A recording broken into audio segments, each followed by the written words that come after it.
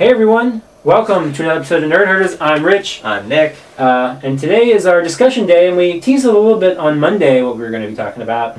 So we're going to be talking about VR. What? Yeah. Oh, are you surprised? We talked about that. I was going to say go back and watch Monday first, pause this, and see if you can figure it out. Even though it'll be in the title. Even though we say, hey. Yeah, it's on the title of the video you're watching, and we say, by the way, this is going to be our discussion people can't read this week. But, and if they aren't listening to us, then why are they watching us? Yeah. I don't know. I mean, if you want to play some in the background and have to pay attention, that's fine too. Yeah, do that. But, so yeah, today we're talking about PlayStation VR, VR in general, kind of the future of VR and where it's going. So if you missed our new segment, the PlayStation VR just got a release window, we'll say, for October 2016 at a price point of $399. The bundle that's going to come out, it was already went up for pre-order the day before this aired, so if it's sold out, you missed your chance to pre-order it. For now, I'm sure it may go up. They're going to make more. I imagine Sony's going to want to get this in as many hands as possible. But there's a bundle. In as many hands? How about on as many heads? Oh! Look at that.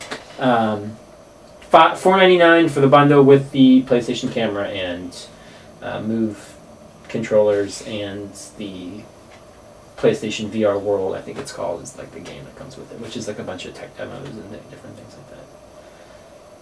I'm excited. I'm in. Hopefully I got my pre-order in. You are a little less. So yeah, no, there's no way that I'm getting this in October. There's a couple of reasons why. Okay. One, I've never tried VR. Okay, that's fair. I don't know how I will react to it. There's been everybody that talks about VR has something different to say, right? A lot of the game people that we listen to are really behind it. Some of them say that it makes them nauseated. I don't know if that's what would happen to me. Okay. But I'm not going to just fucking drop $400 without knowing. But additionally, there's another reason. One, I'm not going to spend this amount of money on something until there is genuine proof that it is going to last. There is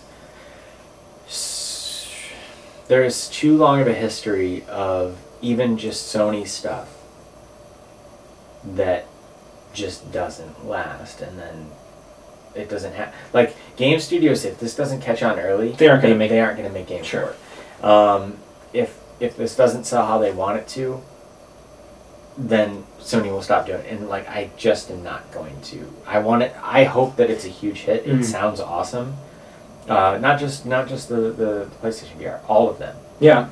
They all sound awesome. Well, I hope it's huge. I'm not going to drop money. That's what makes me think it's not just going to be a here it is, it's going to die. If you have these three big companies and more, that haven't, there's the Samsung thing and smartphone adaptate but big stuff, things to add, but big stuff from big companies fail all the time. Sure, no, I agree, but when they're all doing this push together, it gives me a little bit more faith that this is something that's going to be around at least for a little bit. Right, and that's my thing. I'm not going to pay $500. This does not strike me as a Wonderbook situation or a Move situation. This seems like it could be something big. I hope so. I hope it is. But there is a great chance that it won't be. Sure. And that's why, a lot of times I like to be an early adopter on this type of stuff, but another reason why there's no chance in October I'm going to drop $500 on this is I'm probably in November hopefully going to be dropping something like that on a new Nintendo system. Sure. That's my one hitch in this is if there is a new Nintendo console, I probably will be canceling my pre-order for PSVR. I'm doing it on Amazon is my plan, so that way I'm not charged and I can cancel it whenever, and if if there's a Nintendo console coming out, I can go ahead and cancel it. That is the one thing where I'm okay, if a Nintendo console is for sure happening this year, around the same time, I'm not going to say for sure, but I will probably go ahead and cancel my PlayStation VR pre-order. Yeah, but let's talk about what sounds cool about this. Okay. I really like the idea of being able to play a game and play any game, right? I mean, you can play any game. Well, that's the other thing. Is this has a PS4 like cinematic mode kind of thing where you can play any game in VR. Yeah, like it won't have the virtual reality to it, but you can play it in a contained, no distractions environment. That's the thing. I really like the idea of that, and in VR, I like the idea of being isolated, being forced to avoid the distractions of my phone or this or that. That sounds appealing. Yeah, you take something like The Last of Us that's so tension and story driven, and the phone rings or something. It's nope. Yeah, you're in it. You know, it reminds me sort of how the Wii U's like second screen was like, oh, you can have something on the TV while you're doing this. Well, now if somebody else is watching the TV, you can still play whatever you want, and you'll look a little weird sitting next to whoever else is there while you're on VR, and they're like, this is kind of awkward. You know, some of the concepts that people have come up with. They sound cool. I don't know if there's necessarily a game that sounds really interesting to me yet. Actually, there isn't. But you can see the potential, right? Yeah. Not just for games, but also for cinema. And some interesting things that could be coming down the line from that, too. I just, you know, I understand why you'll get it day one. I really do think that it sounds cool. I think that the price is right. Yeah. If it had been... Even if it had been $4.99 and $5.99, then I would have said, well, there's still no way. Yeah, but that would have been even more of a no way if it had been $600, really. Because if you're watching, you don't know, the Oculus is $600, plus you need a computer to run it. They're selling a bundle for $1,500. And not just a computer. You can't just go to like Walmart. You have to get a high-end computer, a higher-end computer, with the right specs. Same thing with the. I haven't seen what specs for the Vive, the HTC Vive you need. I'm pretty sure they're about the same. But I imagine they're similar. Powered. And the Vive is $800. So this is the best price point of any of them. It's also the most limited of any of them in the sense that you can only play whatever, you know, if you get on Oculus or Vive.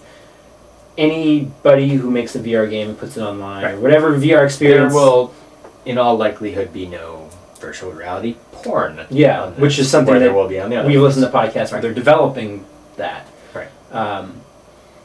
But at the same time, you know, if Facebook is getting... You know, Facebook has the Oculus, and they've talked about, the idea of being able to visit a birthday party across the world and stuff like that. That's something that's really cool that may or may not be an experience you can get on PlayStation VR. Right, and there are experiences on PlayStation VR that lend itself to group settings, right? Sure. There's that werewolf game. Yeah. Right. Where we've heard people talk about, you know, like you play with 6 other people, and it's like you're kind of playing like a mystery type game. And like you can lean in and whisper to the person who would be next to you, and only they can hear it, but you're playing with like 6 other people. And you can see everybody, and really cool. And I think that you agree with me, or I think that we have the same mindset on this. We're not really online gamers. Sure. So like, who the hell am I going to do that with? That's true. But like, you know, if I were to, you know, one of us were to move somewhere across the country or whatever, then it's like, let's get on and play this game. Right. Yeah. And it feels a little different. I think playing. I would imagine it would feel different playing a multiplayer VR game with somebody and being able to like you're actually whispering to somebody instead of just playing online and texting or Skyping or chatting, you know, while you're doing it. The other nice thing about VR versus the Vive and the Oculus are if you have a PlayStation 4, you are good to go. You don't have to, if I have a computer, crap, do these specs work? Does this one work? Well, the specs aren't quite what they need to be, or is it still going to run? Can I run it at all those settings? Can I do this? It's just a whole nother thing to worry about. And also, how frequently is that going to change? Computers are constantly getting outdated. Yeah. And then the new software that comes out, you would think would need the new specs. Yeah, you'd imagine so. Right? I mean, we don't have to worry about that. But at the same time, a game that is developed for the Oculus, that is also developed for PlayStation VR, might be... You know, usually, like, IGN will do these things, and it's like the PlayStation 4 versus Xbox One comparison, and it's like, we're a little bit better. Mm-hmm. But then you have the PC comparison, and it's... Right. and now it's going to be that way again. It's already that way now. I'm not really like a graphics snob or anything like that at all. But I don't know. There's no massive hook behind the idea. Sounds really cool for me. Like, there's no game that I'm like, oh my god, like, yes. I imagine now that, you know, because GDC, it was announced at GDC this year, it tends to be, you know, very hardware based for the most part. I would imagine at E3 this year, there will be a big push and talk about the games for PlayStation VR and what's coming. And this is coming in October. Here are the reasons you need to buy it. Right. And if one of those big reasons is, say, No Man's Sky, you're going to already be done with... Like, you're going to be over that game. Unless you... Probably, but at the same time, that would give me a reason to jump back in and go, wow, okay, now this was a fun experience. Maybe jump back in for a little bit. Because I know you. You're the kind of person who likes to play a bunch of different games. You're not the kind of person who's going to get lost in one game and only play that for thousands and thousands of hours. So, yeah, you're going to get No Man's Sky in June. Would you, if they announce it, would you wait? Would you not get it in June and get it in October? Probably not. Then I feel like if that's like their big thing, then yes, you'll probably get it again or however you have to do it. I would hope it'd be like, if you already bought it, well, here's an update and you can do it. You don't have to buy it. I would hope so too, but yeah, maybe like another 10 hours tops. But I mean, like, it might be a while before there's a truly like amazing game experience for it. But it's like that with any... will that wait cut into the sales too much that then the other games after that don't... That's what I'm worried about happening. Yeah. That's why I just cannot trust to drop $500 on it before That's fair. I just can't. But, I can't wait to try one of these things, right?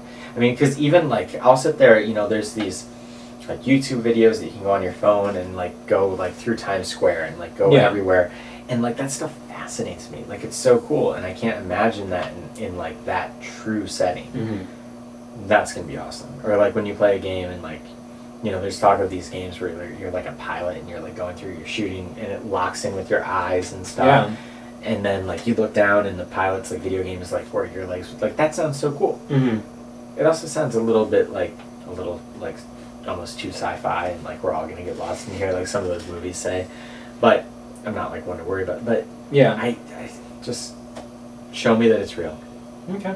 Show me that it's going to last. And then I will be there. I mean, that's fair. I mean, that's a lot of money, and even I'm like, but at the same time, I'm... Plus the NX. That's the whole thing. Assuming it happens this year. Right.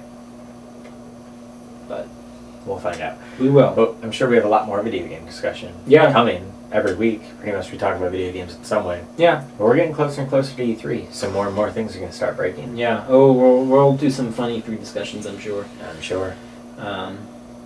Any final thoughts on... Not really. Cool. Yeah, so probably the next time that you see us, you'll be able to update the people whether or not you were able to secure your pre-order. Yeah, I'll let you guys know for sure. But how can they find out quicker? You can find out quicker by finding me on Twitter and following me there. I'm at Rich Belson. I'm at Stonks. The channel is at OABeer_official. And you can find us on Facebook, facebook.com/overabeer, as well as email us at overabeerofficial@gmail.com. We're on Instagram now too. Our Instagram is over_a_beer. We post some previews, updates, a lot of different photos and stuff on there. We do have some fun things planned coming up, so you can follow us there. You can find us on YouTube through a URL that we don't have yet. We do need 100 subscribers, so if you like these videos, share, and subscribe with your friends. I guess that's going to wrap things up for today, so until next time, drink up!